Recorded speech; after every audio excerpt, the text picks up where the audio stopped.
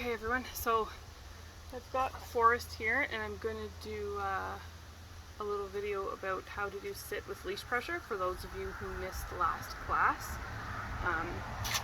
So before we get into this, our dog needs to have on a dynamic collar, one that opens and closes with pressure. So we talked about slip collars, prong collars, martingale collars and such. So need one of those, your leash, and we've been working now on pressure and release and getting our dogs to come into pressure for a couple weeks now, so they should be good on that.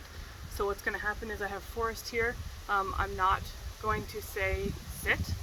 I'm sure all your dogs know sit with a treat and they put their butt on the ground. We're going to re-teach sit with leash pressure so that they understand it. So all that's going to happen is I'm going to put pressure up, straight up on Forrest's collar, and I'm going to wait.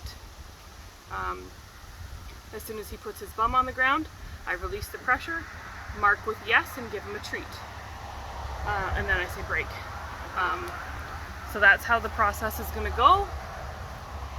And we want to do this because eventually there's going to be a time when your dog doesn't listen to your verbal command or your dog doesn't want to treat, and we need that leash pressure to back us up so that they still understand and we have a way to communicate with them. So I will demo with Forrest here.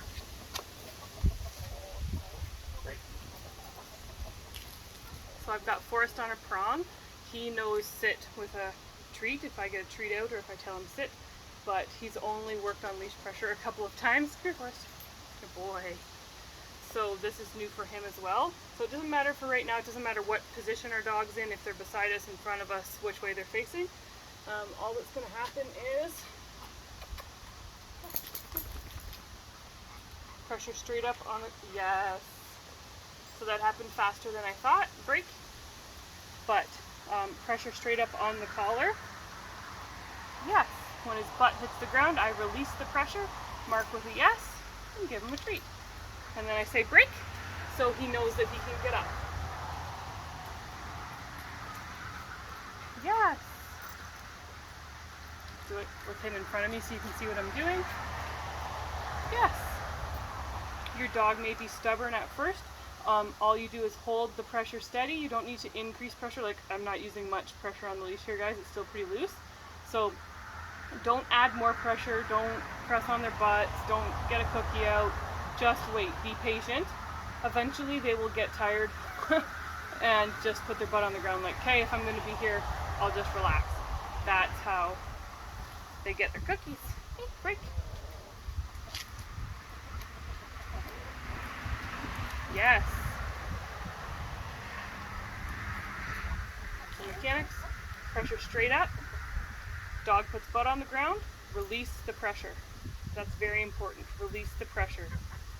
Alright, that's their first clue that they've done it right, is when the pressure goes away and they're working to get rid of the discomfort of the collar.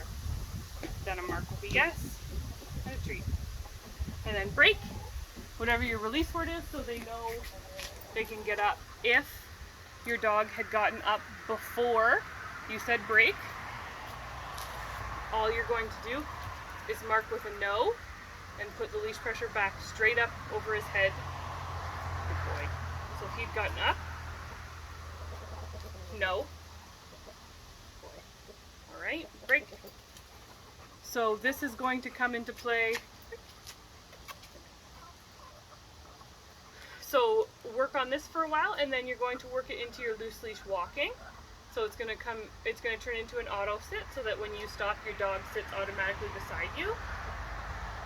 So what that pattern is going to look like is your feet stop, you put pressure straight up on the collar, your dog sits, right? Of course, let's go.